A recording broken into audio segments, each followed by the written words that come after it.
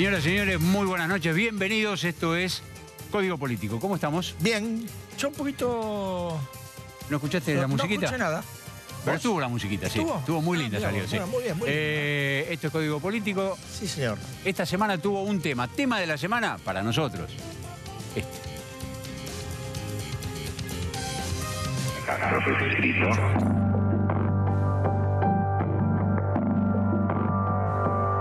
Si introducimos nos vamos rapidísimo.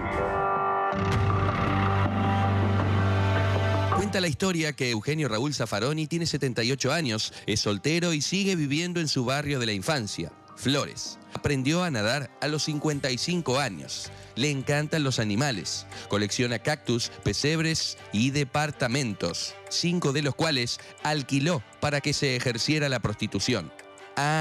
Y cuenta con una jubilación de privilegio de 385.000 pesos. En los últimos años, el ex juez de la Corte Suprema de Justicia, que juró por el estatuto de la dictadura, que escribió un libro sobre la necesidad terribilísima de reprimir e ignoró desapariciones de personas. Tiene una única obsesión: provocar la salida de Macri del gobierno. Yo quisiera que se fueran lo antes posible, porque así hacen menos daño. Pero bueno, eso es un deseo personal. ¿No vas a renunciar a la CIDH? No, ¿por qué voy a renunciar? ¿Qué es esto? ¿Venezuela? Cuidado, acá está, se está poniendo en peligro la institucionalización de una manera que en los últimos 32 años no se había hecho nunca. Advierto que puede haber un accidente, que se pueden ir antes, pero un accidente, cuidado, un accidente violento, eso es lo que hay que evitar de cualquier manera, ¿no? Ninguno de los amigos de Zaffaroni pudo controlar su verborragia. Ni lo van a controlar. Ni lo van a controlar. Ni lo van a controlar. Habló y habló y siguió hablando, subió la apuesta. Va a seguir hablando porque ese es su estilo, esa es su personalidad, esa es su forma. Y la verdad que Raúl Zaffaroni, tutores que se sepa, no tiene. No tiene. De todos modos, como es una especie de valor extendido o de entendimiento extendido, que él representa de algún modo el pensamiento profundo y a veces imposible de decir públicamente del sector más ultrakirchnerista, esta idea de que el gobierno se vaya pronto le sirve muchísimo al gobierno y le ha servido toda esta semana con la ayuda generosa de Zaffaroni, que ha ido agregando leña a ese fuego para montar una operación de debate público-político que no es solamente el golpismo o la cosa destituyente, sino también a la cuestión del garantismo en el tema del tratamiento de la seguridad, etcétera, ¿no? A ver, digo, sin buscar cuestiones conspirativas, Moyano, Zaffaroni sirven mucho también para cobrarse menos del 1.8 de inflación del mes de enero, ¿no? Sin duda ninguna. Ahora, Moyano tiene en la justicia las cosas que tiene. No. Zaffaroni dijo, pero el asunto es cómo lo usás. Sí. ¿No? El problema es, si te lo ponen en oferta, dirá el gobierno, si me la dejan picando, ¿por qué no lo voy a aprovechar? No, eso políticamente es legítimo. Pero tiene atrás exacto. esa intención, sí señor. ¿Qué va a ocurrir? ¿Qué puede ocurrir ahora? Lo decíamos antes, el gobierno va a elevar formalmente un pedido a la Corte Interamericana de Derechos Humanos, que depende de la OEA, para solicitar que lo corran como miembro de la Corte a Raúl Zaffaroni, cosa que no va a ocurrir. No va a ocurrir. No, porque la Corte Interamericana es una corporación como tantas otras, son 7 integrantes, y si esos 7 integrantes no deciden pedirle a la Asamblea General de la OEA que destituya o que remueva a uno de sus propios integrantes, ese tema jamás se trata. Y nunca se trató una destitución. Y para dar otros casos, no es Zaffaroni un representante de un país, en este caso la Argentina, que se lleva mal con el gobierno de su país. Pasa con el representante de Ecuador, pasa con el representante de Brasil y tampoco lo podemos ver. ¿El gobierno sabe que esta ofensiva en la Corte Interamericana de Justicia va a vía muerta? Sí, lo sabe. ¿Lo hace igual? Sí, porque tiene un interés político detrás. Y ese interés político, entiende el gobierno, está apoyado por un sector mayoritario de la sociedad. Por lo tanto, hacemos política con el tema. A ver, Zaffaroni habló con un lenguaje, y viene hablando con un lenguaje que en épocas del gobierno kirchnerista se llamaba destituyente, ¿no? O golpista, o algo así. Y además, Pregunta. Recuerdo, y lo escuchamos recién, se acuerda ahora de Venezuela que antes no se acordaba. Sí. Bueno, en eso es contracultural a su propio sector, ¿no? Al propio kirchnerismo. Pero digo yo, desde el kirchnerismo, del sector más cercano a la expresidenta, de las figuras principales de esa minoría política intensa, ¿hubo pronunciamientos sobre Zaffaroni? ¿Alguien salió a defenderlo? No. ¿Vos recordás? No. De los, yo creo que dirigentes importantes, ninguno. Bueno, salió Eve Bonafini como una figura simbólica de los organismos. De los dirigentes importantes, de los ninguno. dirigentes importantes yo no recuerdo, a lo mejor hubo alguno. No. ¿Alguien salió a criticarlo? Casi nadie. O nadie. Ah, silencio. Sí.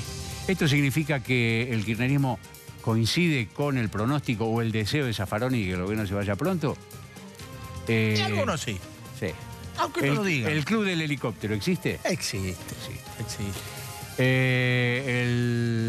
La novela Zaffaroni todavía está en sus primeros capítulos. Todavía. Va a seguir. Hablábamos de Zaffaroni y decíamos, y hablamos también de que el gobierno aprovecha para ir contra el garantismo extremo en el tratamiento de las cuestiones del delito y de la inseguridad, que es lo que Zaffaroni también representa.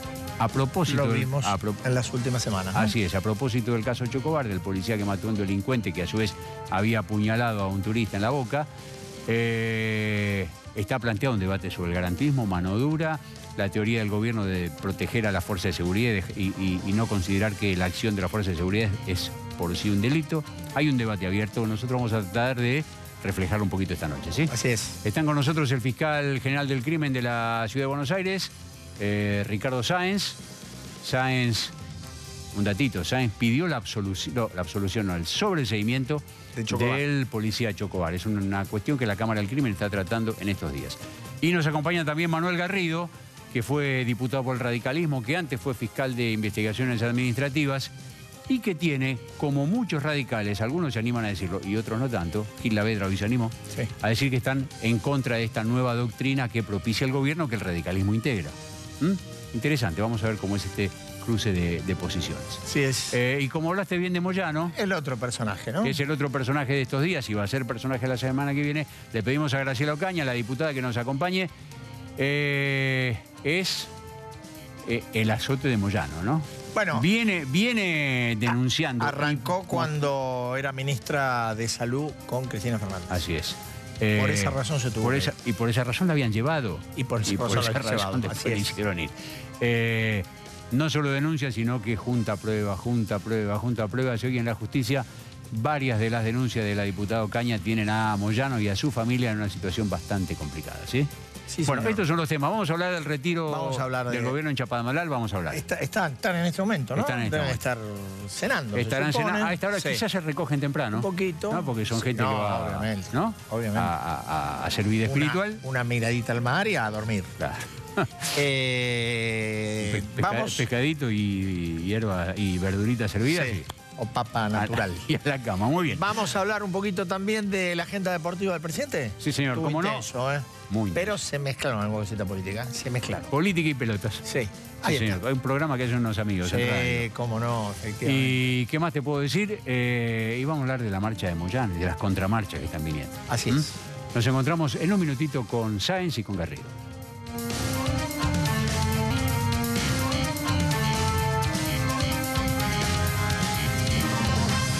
Y acá estamos, entre tanto papeleo, con el fiscal Sáenz, gracias por acompañarnos. No, por favor, gracias. Y con Manuel Garrido, que hoy preside una ONG, ¿no? Es así. Bueno,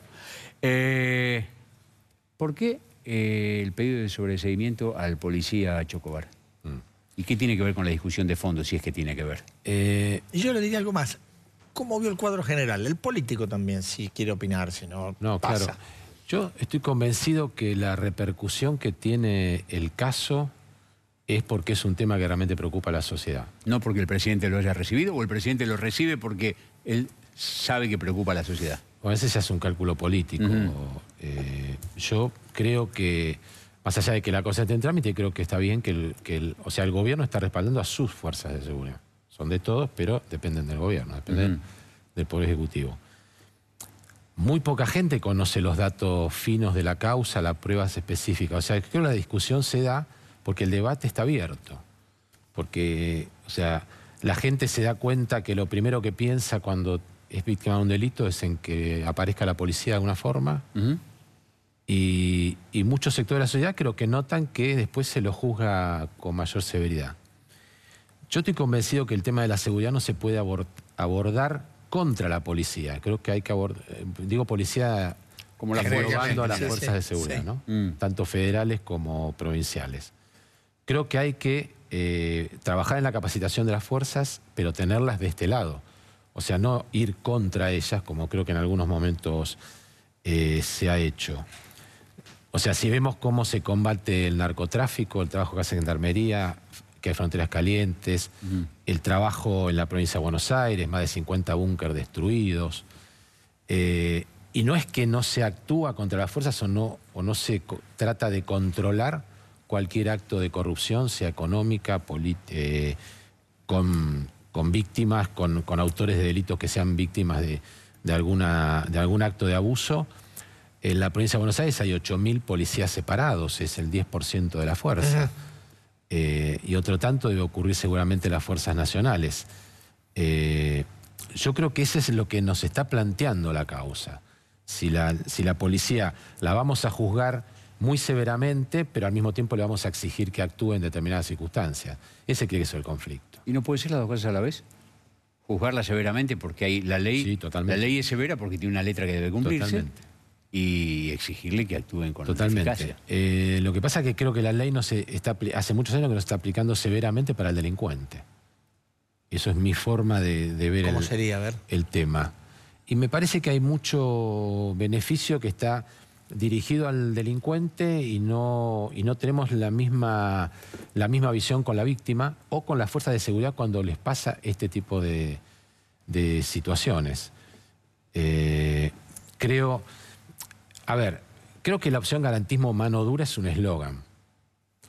O sea, como dijo la Nata en su columna de Clarín del sábado, la opción del garantismo no es el paredón. O sea, la opción del garantismo es la ley. Es la aplicación de la ley y si todos estamos bajo la ley, vamos a hacer, creo que una sociedad más justa, una sociedad de premios y castigos, que creo que no es lo que está pasando ahora. Pero bueno, eso es como yo lo veo, creo que está el conflicto dado con las fuerzas y cada vez que aparece un hecho de este tipo, vuelve el debate, vuelve el falso debate para mí entre garantismo y mano dura, que como tantos debates falsos que hay en la sociedad, lo único que sirven es para que no se modifique nada.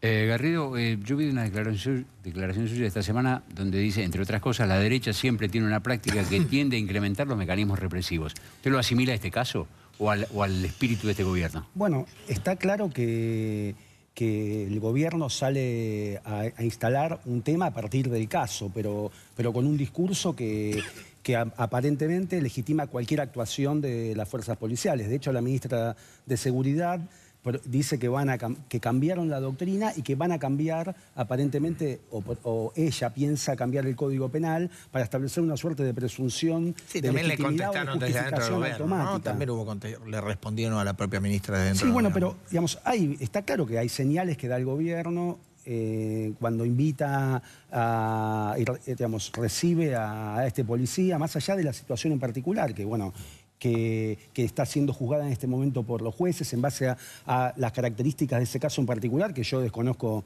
en particular, digamos, desconozco los detalles, pero está claro que el gobierno va más allá para instalar y subirse sobre un tema que es verdad que preocupa a la gente, que es un tema que debe ser abordado seriamente, que la policía tiene que ser, digamos, instalada en un lugar de respeto y además, digamos, con la capacitación debida, los recursos debidos para hacer frente a la violencia con la que debe enfrentarse, pero a la vez también se le está dando a la policía una responsabilidad fundamental, en este caso el uso de armas, que la ley claramente establece cuáles son los límites.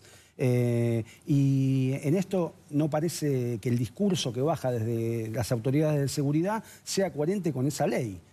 Cuando se dice que se va a modificar la política pública, digamos, la política pública de ninguna manera puede ir en contra de lo que establece la Constitución, de lo que establecen los principios que regulan la actuación o que claramente regulan la actuación de la policía. Y el discurso de la ministra es, vamos a cambiar las políticas públicas y establece, y lo dice una y otra vez, que hay una legitimidad que aparentemente no admite prueba en contrario de la actuación de de las fuerzas de seguridad, que es un tema que tampoco es nuevo esto. El tema este de las presunciones de legitimidad de las fuerzas policiales es algo que fue instalado acá en 1952, la policía lo reclamó cuando se discutió un proyecto de reforma del Código Penal en 1960 y siempre primó la cordura hace 50 años y hoy, digamos, todavía hay más normas que establecen que la actuación de la policía tiene que ajustarse a ciertas reglas que, en el caso del uso de la fuerza letal, son limitativas, excepcionales, solo como última medida,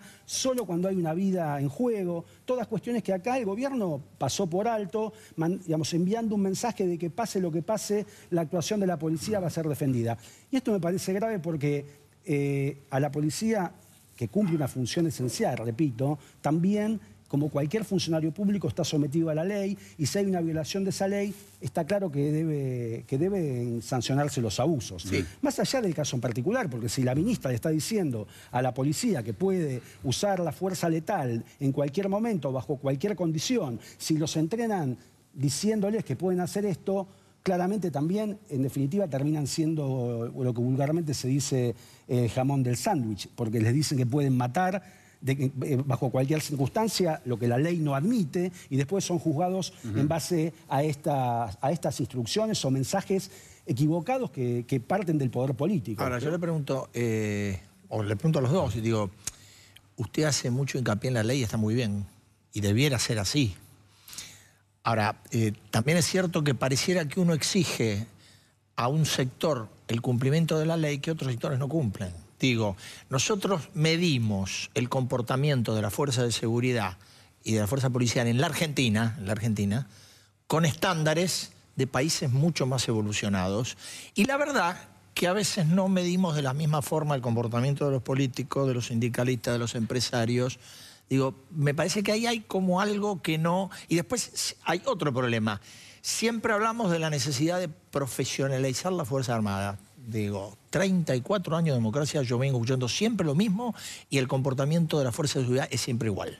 Bueno, eso es cierto, es decir, la política no se hace cargo de esto, de todo el sistema penal, porque cuando se discute en qué se va a invertir, se invierte en, digamos, la plata pública se invierte en otro tipo de prioridades, porque las cárceles no se ven, porque en definitiva todos sabemos que las policías ni siquiera cobran un salario adecuado, pero bueno, este es un tema que claramente es un tema de responsabilidad del Estado también. El Estado tiene una doble obligación respecto de la policía. Por un lado tiene que darle condiciones de desempeño adecuado y un entrenamiento conforme a la ley, o sea, el policía tiene que estar entrenado para saber bajo qué condiciones o en qué circunstancias puede utilizar la fuerza letal y matar a una persona.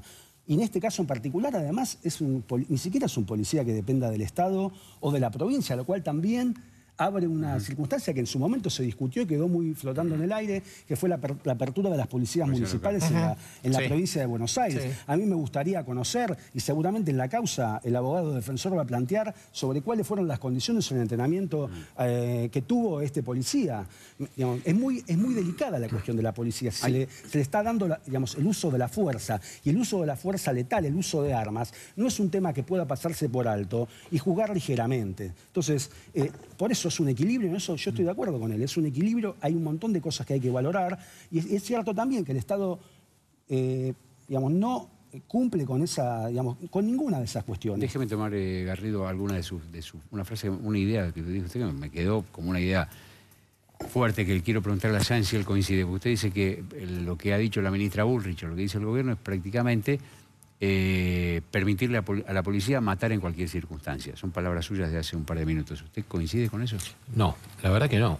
Yo creo que bueno, ahí me meto un poco en lo que vos decías de la política. Yo creo que lo que el gobierno está haciendo es decir, vamos a tratar de capacitarlos en algún sentido y vamos a tratar de provocar de alguna manera un cambio cultural, pues yo creo que es un cambio cultural. Si se produce. Si se produjera, claro. Y creo que ahí está, yo creo que se están haciendo cosas, hay una reforma del Código Penal que está muy avanzada y hay muchas reformas, se han cambiado leyes procesales, instaurado el régimen de flagrancia para acelerar los procesos. O sea, creo que se están haciendo cosas. Ahora, ya sabemos que el Poder Ejecutivo no puede influir directamente en la justicia, no puede decir a un juez haga esto, haga lo otro. Lo que trata de provocar un gobierno, y creo que cualquier gobierno lo hace en muchas cuestiones, es un cambio cultural. O sea, para mí el nudo central que hay acá es la colisión de deberes que tiene el policía, como decía Manuel, queda en el medio como el jamón del sándwich. O sea, le estamos exigiendo que impida que se consuma el delito, que trate de prevenir el delito, que nos proteja. Ahora, cuando él actúa, lo empezamos a juzgar muy fino, muy severo, de cuál es su conducta, si debía o no debía sacar un arma, si debía exhibir un arma. Y ahí nos olvidamos de la peligrosidad del delincuente. Le empezamos a exigir al policía y después se trata de determinar si el policía quería matar o no por cuántos centímetros hay abajo o arriba de la cintura de un disparo. Cuando la persona... Hay un protocolo, ¿no? Sí, el uso de arma, pero... O sea, como decía Manuel, si hay una vida en peligro. Pero muchas veces la única vida en peligro que está es la de él. O sea, ¿y cuánto le vamos a exigir que tenga que aguantar la agresión? Porque acá no hay que olvidar una cosa. La agresión ilegítima contra el Estado y la sociedad la ejerce el delincuente, no la ejerce el policía. O sea, el delincuente se metió en todo el lío que él armó y de repente termina con un cuchillo, 10 puñaladas a una persona y estamos juzgando al policía si lo mató bien o lo mató mal. Que además murió a los 4 días. O sea, no es que le pegó 2 tiros que lo mataron en el momento. Por eso en la filmación se ve que parece que él viene como a rematarlo. Viene apuntándole porque no sabe si va a reaccionar. O sea, él dice que no lo quería matar y yo creo que no lo quería matar. Ahora, estamos juzgando si lo quería matar o no por dónde entraron las balas. O sea, creo que él tenía más intención de matar cuando pega 10 puñaladas en el pecho que el policía cuando le tira 2 tiros debajo de la cintura como él pensó. Y uno está 6 centímetros arriba y el otro está en la pierna. Pero esa severidad de juzgamiento es lo que yo creo que es el proceso cultural que se va a iniciar. Así yo interpreto el mensaje del gobierno. Usted insiste en que esto es parte de una cultura represiva que el gobierno quiere instalar. Es una constante. Usted me preguntó por los gobiernos de derecha o de centro derecha. No, el tema de los discursos... Tomé derecha de palabras... Bueno, pero pasó en otros países. O sea, todo el mundo sabe, hasta hay libros que hoy, digamos, que hoy están de moda en las librerías donde describen qué pasó, por ejemplo, en Francia con Sarkozy, cómo se subía a este tipo de reclamos ciudadanos haciendo populismo penal. O sea, el gobierno supuestamente prometió que iba a acabar con el populismo. Y una de las críticas que se hacen a estos gobiernos que representan este tipo de ideología política es precisamente que fomentan la división y el populismo en lo que tiene que ver con la legislación penal, esa dicotomía entre amigo-enemigo. Bueno, todas cuestiones que no tienen que ver con la cultura, con una cultura democrática. Una cultura democrática establece una ley, un límite a la actuación de los funcionarios públicos y no es que haya, en esto discrepo con el fiscal, pero no es que se esté hilando fino, sino que, digamos, las normas son claras a nivel internacional. La fuerza letal, o sea, matar a una persona, solo puede hacerse en el caso de que esté en juego, en ese momento, esté en riesgo la vida de una persona y solo pueda evitarse matando a ese delincuente. Alguien que está huyendo, pero no lo digo, digamos, no es un tema del hipergarantismo. O sea, es algo de la doctrina penal argentina de hace 70 años o más, de que el que fuga no puede ser ejecutado, de que de ninguna manera se le puede aplicar una pena anticipada a un delincuente privándolo del juicio ante los jueces que garantiza la Constitución Nacional.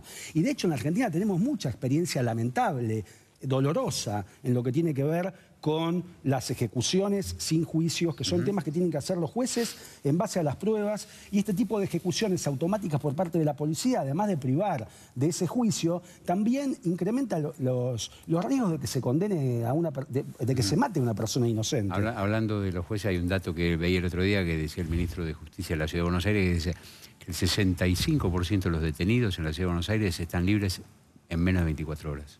Bueno, habrá que ver... Digo, hablando de los jueces también, habrá que ver, digamos, esas detenciones en base a qué delitos fueron. También habría que ver la cantidad de condenas que hay contra policías por abusos en el uso de la fuerza. Yo no tengo en este momento los números, pero no creo que sea significativo. En un país en donde, como estamos viendo, los límites son bastante imprecisos, el entrenamiento es bastante errático, las normas son bastante poco claras y, digamos, y sinceramente no es que haya una presencia, un número significativo de condenas de policías. Más allá de este tipo de casos que salen en la opinión pública, pero habrá que ver si finalmente hay una condena contra este policía. Pero por eso insisto en que más allá del caso en particular, este discurso de legitimación del uso de la fuerza, de matar a una persona sin juicio por parte de la policía, me parece sumamente riesgoso y estamos jugando con fuego. ¿Cuándo se decide, fiscal, el tema de Yo creo que si se confirma el procesamiento? Sería entre mañana y algunos días de la semana que viene. Tienen un plazo de 5 días para decidirlo. Así que este tema O va sea, a si seguir. no es viernes, será La semana que viene. Seguir este tema. Gracias. No, Muy por favor, amable, gracias a Gracias, ustedes. Garrido. Muchísimas gracias. Venimos enseguida. Hay muchísimo más código.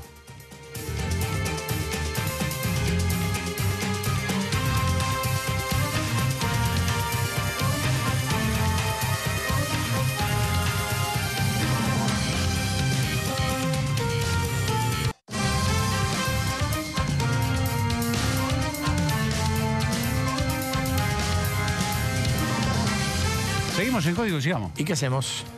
Vamos, ahora si si no te parece mal, ¿eh? Creo que toca. Vamos a recordar que está la diputada Graciela Ocaña con nosotros. No, sí, ¿Eh? sí, eso toca Si está pronto. Si está Graciela Ocaña, que como siempre nosotros avisamos que están los invitados porque a veces nos olvidamos nosotros. Vamos a tener que hablar de Moyano. Vamos a hablar de Moyano en un ratito nada más. Ahora vamos a hacer esto que se llama picado fino en código. A ver.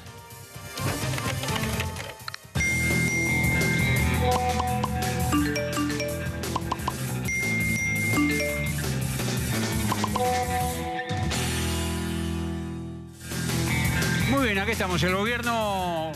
Está en Chapadmalal. No, sí, deben estar descansando ya. Hay meditación en Chapadmalal.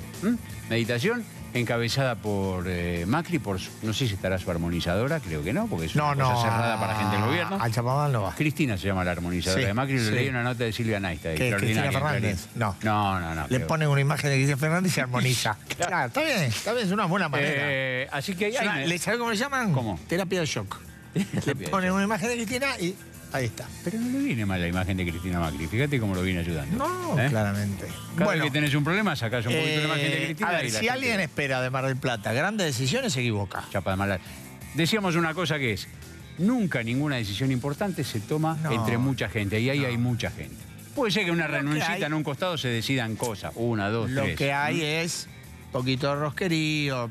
No nos olvidemos que el hábito es que son habitaciones de a dos. Sí, Hay dos mujeres que están juntas, pues son las únicas dos, que Patricia están siempre Bullrich juntas. y Carolina Stanley. Y después, por lo general, aquellos que no son ministros y son legisladores también van juntos. sí. Entonces, Che, lo que leí Se en, puede producir. leí en una nota muy simpática que hizo el colega Ignacio Ortelli, la leí en Clarín ayer, creo, que nadie quiere que le toque con Lombardi, porque Lombardi ronca. eh, Pobre Hernán, se le nota en la voz, ¿eh? Y es un Se le tipo nota con la un voz. impulso. Claro, Bueno, claro, efectivamente. la cuestión es que ahí están. Va a haber una pasada en limpio de la gestión a cargo de Marcos Peña, Algunas exposiciones. de algunos ministros, de cómo viene la cosa, alguna arenga general de Macri y probablemente haya algunas cuantas reuniones chiquitas donde algunas cosas se vayan Sí. cocinando Y- o decidiendo. Y quizás algún ministro deba levantar la puntería en la exposición o la futurología que haga sobre el área que le corresponda. Uno o dos, diría yo.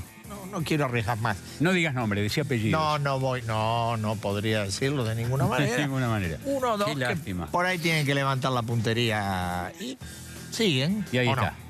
Así que ahí está, el retiro espiritual. ¿Siguen o no?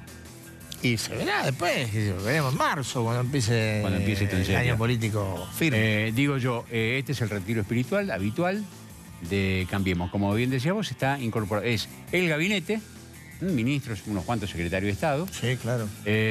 y los jefes del Congreso.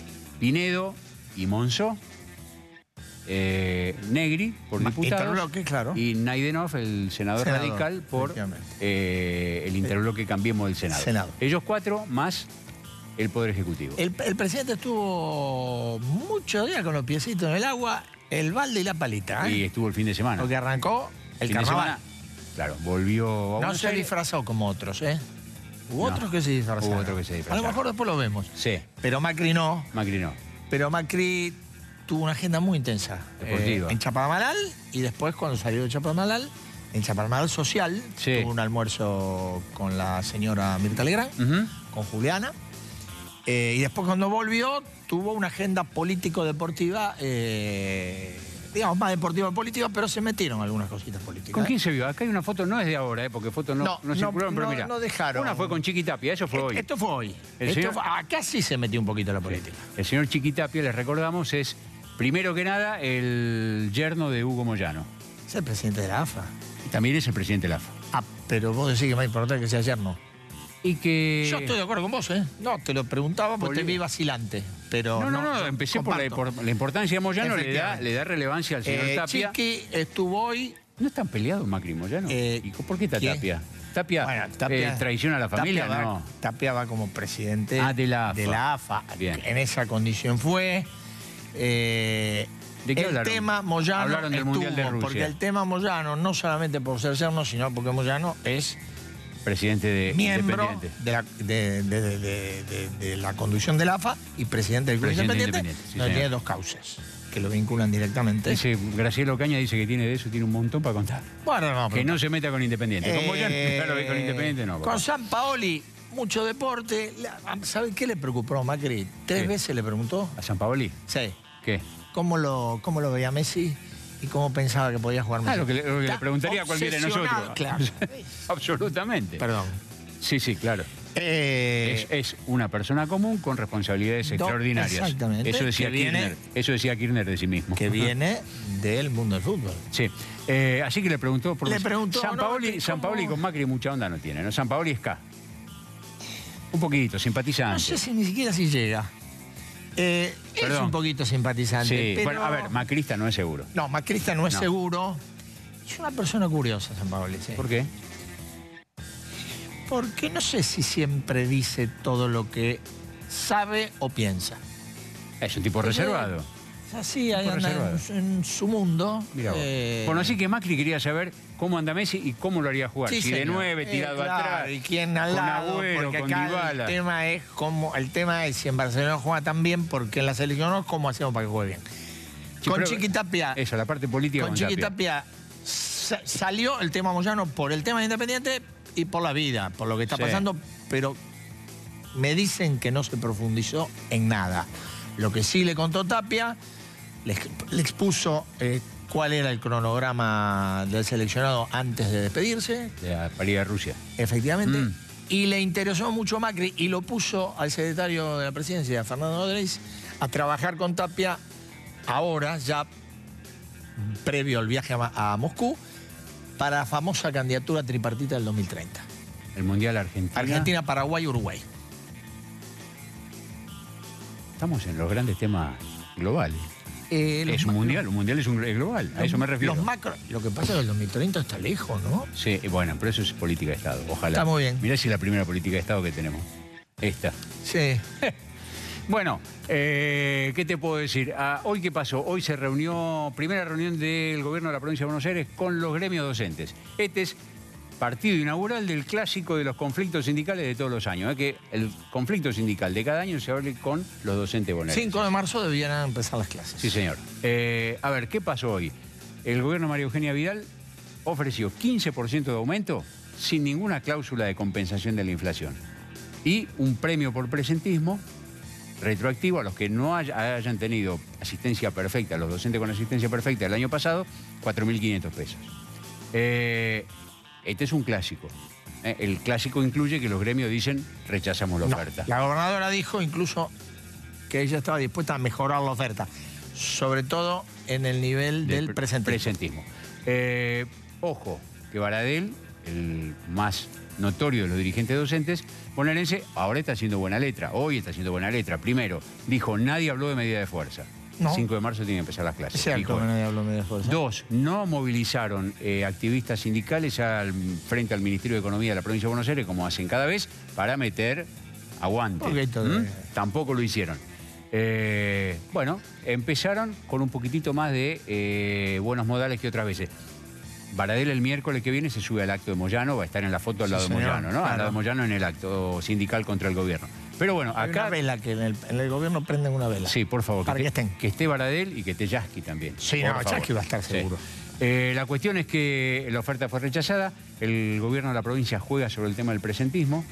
¿Sabes cuántos? Hoy me pasaron unos números porque pregunté, ¿cómo es esto del presentismo? ¿Sabes cuántos docentes entre maestros y profesores de escuelas públicas de la provincia de Buenos Aires no faltaron nunca el año pasado?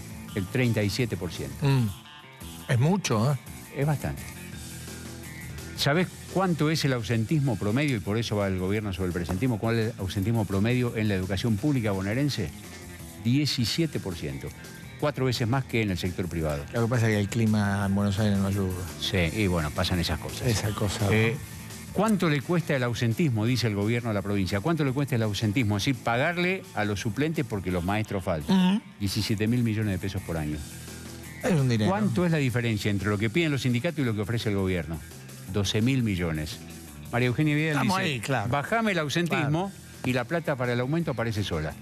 Los gremios de esas cosas que tienen que ver con la actitud de los docentes, muchos no quieren hablar. No.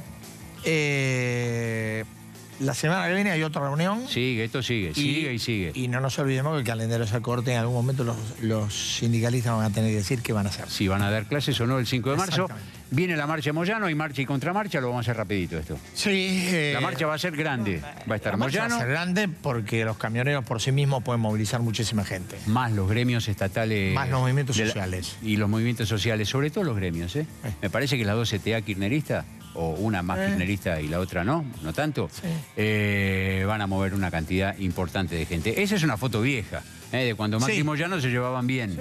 Y había sonrisas. Hoy se llevan mal. En el gobierno te dicen, no es un enemigo irreconciliable, pero le están apretando el cogote a Moyano. Pero me parece que las cosas llegaron hasta un punto que el gobierno necesita alguna cocarda para mostrarle a los suyos y decir, no lo aniquilé, pero acá tengo un pedazo del saco de Moyano.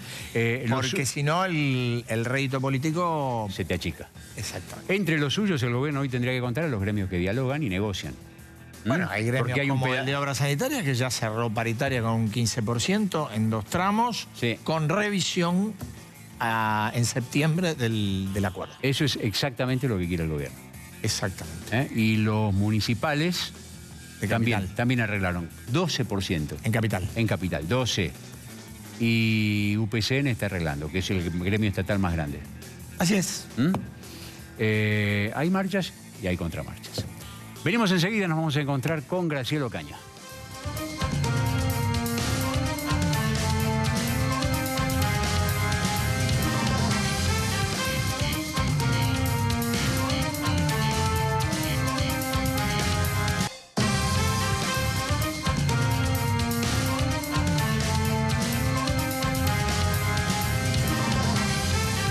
Seguimos en Código. Con nosotros la diputada Graciela Ocaña. Gracias, Ocaña, por estar acá. No, gracias por la invitación. Tengo una declaración suya de ayer. Dice, tengo temor, hago responsable a Hugo Moyano si algo me pasa. Moyano creo que ayer mismo dijo que le pongan una custodia a la diputada Ocaña. ¿Cómo es esto? ¿Es en serio o no? Mire, yo tuve problemas en el 2011 luego de que hice la denuncia. Usted recordará que me robaron, que digamos, de elementos que yo usaba de trabajo en una casa, una situación. 3 años después, una persona me contó cómo había sido armado. El tercero de camioneros fue el partícipe, dónde se escondieron, cómo me siguieron.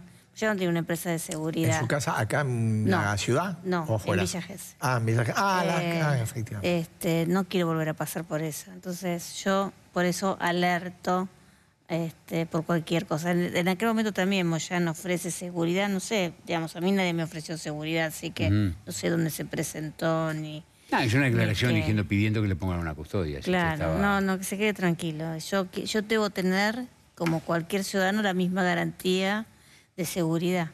Su historia comienza en el 2000 con Moyano. No es una historia, yo no tengo nada personal no, esta es una manera de decir. Es una metáfora, como diría. Digamos, yo trabajé mucho en darle transparencia a los fondos para la salud y fundamentalmente los fondos que manejan las obras sociales sindicales. Cuando llegó al gremio de camioneros se encontró con que no había tanta transparencia. Es que en realidad ni siquiera fue con el gremio de camioneros. Nosotros encontramos una maniobra de falsificación de medicamentos, en los que se incluían desde falsificación de los papeles, que sería menos grave si usted quiere, pero igual es una irregularidad tremenda, porque se estaban desviando fondos que están dedicados a enfermedades conocidas como catastróficas, SIDA, cáncer, para los bolsillos de algunos vivos de siempre, sindicalistas y empresarios de la salud. Y por otro lado, lo peor, que había algunos que hasta adulteraban los medicamentos. Por eso estuvo preso un amigo y colega de Moyano, Zanola, y él, digamos, su obra social también está involucrada y está elevado a juicio oral ese tema. ¿Y estas son, Ocaña, las causas que todavía hoy lo tienen complicado Moyano, o usted hizo denuncias en otras denuncias? Nosotros en el 2011, aparte del tema de los medicamentos, lo que advertimos es que a partir de la consolidación de Moyano en la CGT, había conseguido una cantidad de empresas, todas ellas manejadas por su esposa y sus hijas. 4, ¿no? Son Iaray, no, son varias más, pero las principales son 4. Iaray, Aconra, establecimientos de seguridad en Las Marías y Dixey. Todas ellas tienen una característica, tienen un único cliente. Todo que tenga que ver con camioneros, el sindicato, la obra social o la mutual. Y la otra característica que tienen... ¿A qué se dedican? Discúlpeme. De todo hacen. Una consultora. Administra una gerenciadora de salud, estas intermediaciones parasitarias que no aportan nada al sistema y se llevan la plata. Otra construye, siempre para camioneros. Y la tercera es varias. Claro. Remodelar el sanatorio. El sanatorio, hoteles, hasta la cancha de Independiente, entiendo que también participó. Y la otra es Dixey, que es esta empresa que es polirrubro. Hace desde guardapolvos, sábanas, aberturas, ventanas, puertas, hace programas de computación. Usted dice que solo le vende a Pero solo le vende a camioneros. Y es más, se constituyeron con plata de camioneros, con adelantos para capital de camioneros. O sea, es una empresa creada para sacar la ganancia o digamos, perjudicar a la obra social que Hugo Moyano administra y que debe cuidar esos recursos. Entonces, nosotros en ese momento lo denunciamos por administración fraudulenta. Lo que hemos ahora ampliado es mostrando el crecimiento económico que siguen manteniendo esas empresas. Esas empresas, por ejemplo, han comprado 10.000 metros cuadrados en la zona de Parque Leluar. Por supuesto que no es para el giro del negocio, es para usufructo personal de la familia Moyano. Le digo que con un cálculo muy conservador, el metro cuadrado en esa zona vale $1.500. Estamos hablando de 15 millones de dólares. Están a nombre de estas mismas sociedades los departamentos que aquí en la calle Montes de Oca tiene el señor Moyano y su familia, varios pisos de 257 metros cada uno. Estamos hablando de una enorme cantidad de inmuebles que han sido adquiridos por estas empresas. Pero aparte de eso han mantenido ganancias de 35 millones de pesos estas empresas. Lo que llama la atención es que mientras esta riqueza enorme se da en la esfera de la administración de las empresas propias, de su bolsillo, la plata de la obra social digamos, tiene quebrantos a tal punto que yo les traje... La obra social de camioneros. Quiebra. A quebranto, ¿no? 1.200 millones de pesos, 4 años consecutivos de pérdida, y dice la persona que firma la obra social, que es la contadora pública Cercer, que firma los balances de camioneros y que tiene que dar su opinión de acuerdo a las reglas, a las normas contables en la Argentina, dice que en estas circunstancias, junto a otras cuestiones, la pérdida está hablando, ¿no?, indican incertidumbre que podría generar dudas sobre la capacidad de la entidad para continuar como una organización en funcionamiento. Quiere decir esto que Camioneros está fundido. No puede, digamos, el patrimonio neto negativo. La obra social, sí. ¿Qué quiere decir? Que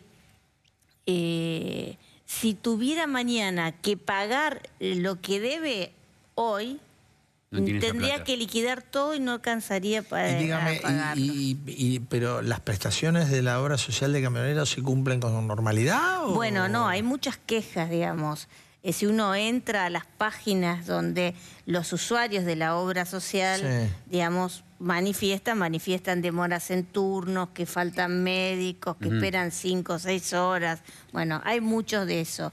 Pero más allá de eso, aquí hay un tema de que se está traspasando los fondos de la obra social claramente a las empresas de su familia. Porque la verdad es que si la familia de Moyano es tan exitosa, yo la verdad que se lo dije ya en el 2011, ¿por qué no la contrata en la obra social y que todas esas propiedades, esa fortuna, quede en manos de la obra social para darle mayores beneficios a los camioneros y en vez de pagar el 50% de sus medicamentos, que paguen menos, por ejemplo? Ahora, digo, todas estas denuncias y las que hay sobre la barra brava de Independiente y Hugo y Pablo Moyano y todas estas cuestiones que no, no usted las va por conozco, eso. no. Ahora, esto encaja perfectamente en la estrategia política del gobierno de enfrentar a Moyano.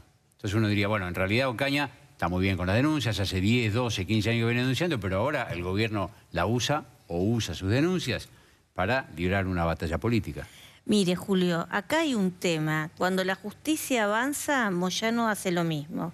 Hace paros, convoca a paros, pone o antepone el interés de los trabajadores, supuesto interés de los trabajadores, para que la justicia no avance. Ya lo hizo en el 2009 cuando fue la causa de los medicamentos, lo hizo en el 2011 cuando llegaron los exhortos de Suiza, llamó un paro general si se contestaba esos exhortos, que por otra parte les digo, nunca se contestó.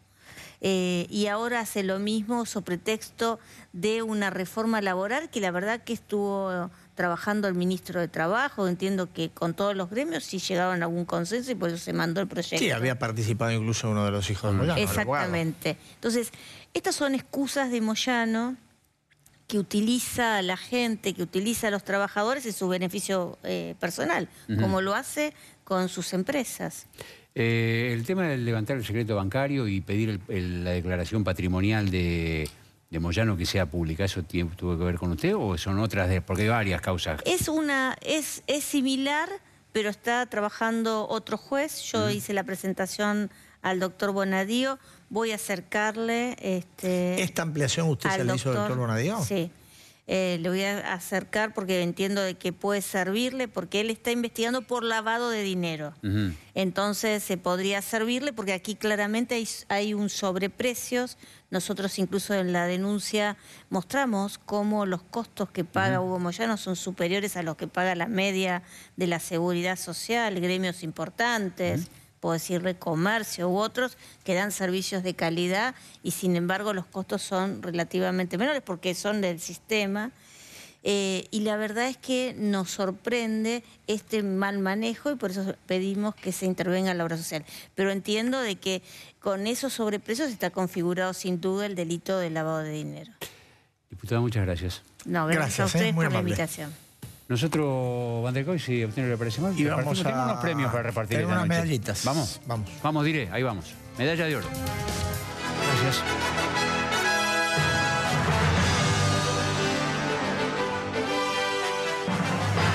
Medalla de oro. Viste, el tipo, ahora te voy a decir una cosa. Sergio Berni, que si no está viendo el programa, alguien se lo va a contar. No, el doctor ¿Eh? no, andaba por Cariló los últimos días. Andaba por Cariló. Abogado. Parece que anda bien de tubos. El tipo está súper entrado. Mallita no zunga, pero mallita al cuerpo. Pero había bajado como 15 kilos. sí. Lo vi en la campaña del año pasado. Sí, sí. Ahora, por esto no lo premiamos. No, eso Por es la cosa de su vida. zunga, por Cariló, No, por estar no, bronceado. es Eso al no. revés, eso acá premio no es. Bien, muy bien. ¿Por qué le damos la medalla de oro a Sergio Berni, que es el exsecretario de Yo Seguridad? diría- ¿Por qué? Porque desde el lugar en que está o que siempre estuvo, Kirchnerismo. sí, Él era tiene kirchnerista. coraje. Él era por un kirchnerista. par de cosas que hizo. Berni era kirchnerista antes que Kirchner fuese gobernador de Santa Cruz. Sí. Digo, porque estaba con ellos desde... Sí, después se desde dio an- cuenta. no sé. ¿No? Bien. Bueno, ¿por qué? ¿Por qué tuvo coraje esta a vez? ver. Tuvo dos participaciones públicas. En la primera respaldó, no habló de la entrevista de Macri con el policía Chocobar, Sí. pero dijo, está muy bien que el Estado respalde a sus fuerzas policiales y a sus fuerzas de seguridad. Bueno, fue secretario de Eso es seguridad, un el mensaje nombre de la corporación. que Muy le bien. llega directamente a Cristina. Cristina por un lado y a Patricia Bullrich por otro. Patricia Bullrich por otro. Y... Y en las últimas horas, él es abogado también. Sí. Bueno, Abogado, médico. Sí. Tiene cinturón algo, no me acuerdo Sí, cuál campeón de cinturón karate es, campeón de karate. y coronel No, médico. sí la tiene, las No, tiene. el tipo tiene Bien, medallita, él dijo que la verdad que en su carácter de abogado no terminaba de comprender nunca al doctor Raúl Zaffaroni, al numen del pensamiento garantista del kirchnerismo. Digo, es verano, tampoco sí, vamos está a bien, pretender... es lo que hay. Pero algunos amigos kirchneristas de Bernie le deben estar llamando el teléfono diciéndole a Es Cristina, probable, mirá lo que dijo Bernie, sí. porque por ahí a él no se animan a decírselo. No, Por eso no. lo cuentan a Cristina. No, pero él se va en helicóptero. Medalla de oro para Bernie porque se la jugó, se animó, hay que ver cómo le termina yendo. Viene la de plomo, a ver. ¿A quién? ¿Y a quién? ¡Oh! pero esto es un Me amigo. dijeron que en este momento Es un está amigo. detrás de un médano con una vela. Es Sí, un amigo. Sergio Berman. Es ministro de, Ministro de Ambiente. Está, vos sí que está en Chapadmalal, con el presidente y el resto de los ministros. Sí, claro. Entonces tan mal no le va, está ya, por lo menos está No, ahí. está, ¿Por qué le damos está. medalla de plomo si está con el resto del gabinete? No, pero pobre. No, pero Berman, a ver, incluso en los últimos días está presentando un proyecto para modificación a la ley de bosques y cosas. Genial. Pero ¿Pero por qué le damos plomo? bueno, le pasó que a partir del 1 de enero, esta es una decisión que venía tomada desde el año pasado, pero se oficializa este año, a partir del 1 de enero sus facultades quedaron un poquito podadas, hablando de medio ambiente. Sí. Porque, bueno, todo aquello, de ahora en más, todo aquello que esté vinculado con catástrofes, Y Inundaciones, medio ambiente. incendio de bosque, todo eso. sí, pasa Bueno, la es órbita. del Ministerio del Medio Ambiente, claro, Pasa tiene la que ser. órbita del Ministerio de Seguridad, sí. Así lo sabe. Sí, O sea que la parte... No. Patricia. Pero él va a estar en la defensa del follaje, en la cosa más específica. Es un amigo. Berman. ¿Qué ¿Qué va a hacer? Medalla de plomo. No le salió bien el comienzo de año, pero ya se va a recuperar, ¿eh? Plomo para el ministro Berman. Viene Pinocho con esta musiquita, a ver.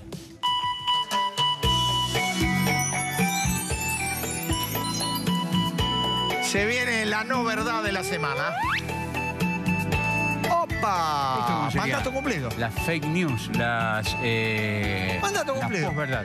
Diana Conti, ¿sabes que ahora Conti, integra ¿y por qué no esto? el nombre, integra una comisión estatal Sí. que es la Comisión contra la Tortura? Sí, señor. Que es un lugar en el que ella seguro va a trabajar bien porque es un tema al que se ocupó Se siempre. conoce, efectivamente. Pero, ¿por qué Diana Conti? Nuestra amiga también diputada kirchnerista, exdiputada. Porque, a ver, no dijo una mentira, pero dijo, le preguntaban por Zaffaroni. Esta cosa... Y es sensible. A ellos, digo, Diana Conti, Con este asunto a de todos ellos le que se preguntan de vaya Zaffaroni y el corazón se les Sí, ablanda. les hace un poquito Se les de ablanda, tiqui-tiqui. porque lo quieren mucho.